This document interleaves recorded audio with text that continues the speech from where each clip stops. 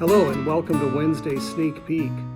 Today we'll be looking at the lectionary readings for the second Sunday after Pentecost, which is coming up on this Sunday, June 11th.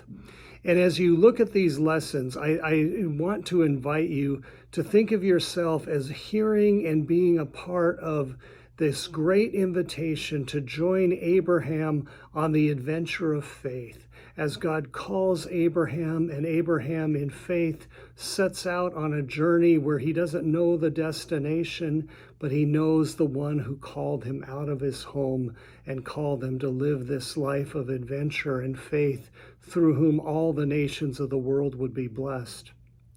Really, there's a certain sense where there's a common theme of this call in all of our lessons today. So we start with Genesis chapter 12, verses 1 through 9, and it begins with the word that Abraham hears from the Lord. Go from your country, your people, and your father's household to a land I will show you. God follows this up with an amazing promise. I will make you into a great nation, and I will bless you. I will make your name great, and you will be a blessing. I will bless those who bless you, and whoever curses you, I will curse. And all the peoples on earth will be blessed through you. And then I love the beginning of verse 4. So Abraham went. He heard the call of God, and he heard the promise of God, and he simply set out in faith and went. Then our psalm is a portion of Psalm 50. It's verses 7 through 15. And God is pleading with his people, reminding them that it's not the offerings and sacrifices that they bring aren't for his benefit. And he kind of gets maybe a little bit of sarcasm. Do I need your food? Do I need your offering? Am I not God who has all things at his disposal? God created everything. But he invites us in the last couple verses 14 and 15, sacrifice thanks offerings to God, fulfill your vows to the Most High, and call on me in the day of trouble. I will deliver you, and you will honor me. That's God's promise. It's part of his covenant, not only with the people of Israel, with Abraham, but it's part of his covenant with all of us who put our faith in him today. He calls us, and he gives us his promise. And in the psalm, it expresses that promise. You will call on me in the day of trouble. I will deliver you, and you will honor me. You ever thought about it that way? That by calling on God in our time of trouble, giving him the opportunity to intervene in our life and redeem us and rescue us, that we honor God by taking him up at his word and trusting him and calling out on him. And of course, if you've ever, like me, been on the receiving end of God's, God's forgiveness, God's grace, God's intervention, God bailing you out of trouble, it's an amazing thing to realize and to look and realize there's nothing we could have done to rescue ourselves or to pull ourselves out of the situations we get ourselves into. We honor God when we remember how God has acted on our behalf. And then our next lesson is from the book of Romans, and the Apostle Paul, throughout this lesson from Romans chapter 4, verses 13 through 25, Paul is talking and using Abraham as an example of someone who lived by faith. And I want to call your attention to verse 18. He's reminding that Abraham had this promise of becoming a great nation, of having descendants, and yet he grew old. 25 years of waiting for that promise to be filled. And this is the way the Apostle Paul says it. Against all hope, Abraham in hope believed and so became the father of many nations. Against all hope, Abraham in hope believed. And then later on in verse 21, it says, being fully persuaded that God had power to do what he had promised. Isn't that the very heart of faith? To not only hear the promise of God, but faith is recognizing the one who gave the promise is the one who has the power to fulfill the promise, and we can trust in him. Our gospel lesson then for this coming Sunday is from the Gospel of Matthew, chapter 9, and it's kind of in two sections, verse 9 through 13 and verses 18 through 26. And I'll go ahead and read them back to back and then just spend a moment talking about them. As Jesus went on from there, he saw a man named Matthew sitting at the tax collector's booth. "Follow me," he told him. And Matthew got up and followed him.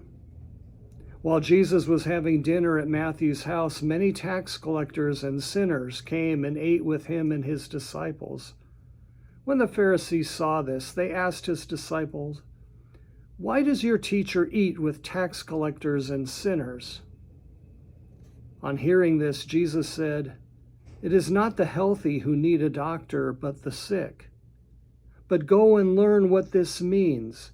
I desire mercy, not sacrifice. For I have not come to call the righteous, but sinners." And then the story jumps to verse 18. While he was saying this, a synagogue leader came and knelt before him and said, "My daughter has just died, but come and put your hand on her and she will live." Jesus got up and went with him, and so did his disciples. Just then a woman who had been subject to bleeding for 12 years came up behind him and touched the edge of his cloak. She said to herself, "If I only touch his cloak, I will be healed." Jesus turned and saw her. "Take heart, daughter," he said. "Your faith has healed you." And the woman was healed at that moment. When Jesus entered the synagogue leader's house and saw the noisy crowd and people playing pipes, he said, "Go away. The girl is not dead, but asleep." But they laughed at him. After the crowd had been put outside, he went in and took the girl by the hand, and she got up. News of this spread throughout all that region.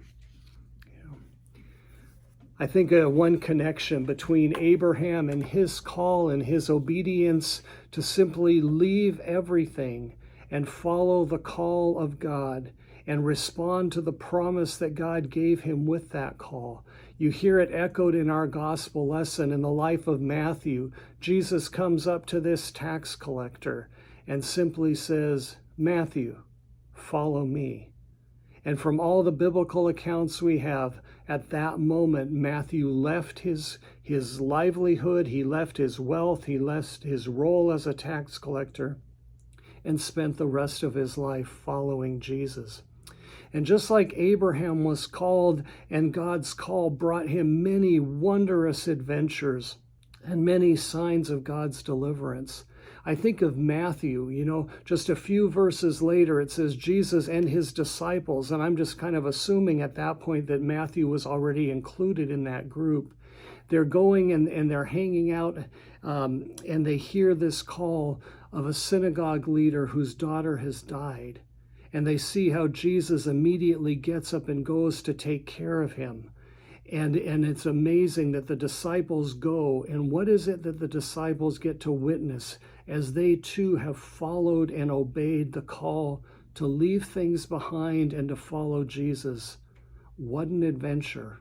To go to this house of grief and mourning, people wailing and crying out to God for comfort in the midst of the grief at the death of this little girl. And it's so understated in the Gospel of Matthew's account. Jesus just goes in, takes her by the hand, and raises her up. And the Gospel lesson ends with those words, "And news about this spread everywhere." My friends, I'd like to share with you an idea. God knows you as he knows me. And as he has placed a call on my life, he has placed a call on your life, on all who have come to hear the gospel of Jesus Christ and have put their faith in him. Jesus calls us. And yeah, he calls us sometimes to leave behind the things that are comfortable and to set out on adventures that we don't always know where they're going to lead.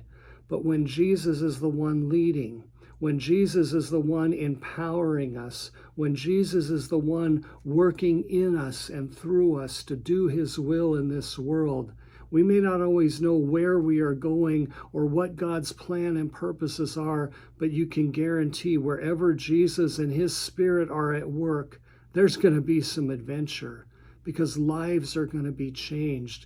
And perhaps the greatest is the changes that God makes in our own life when we hear God's call and simply say, "Yes, Lord, send me. Yes, Lord, I will follow." And of course, those are only words unless we actually get up and do it.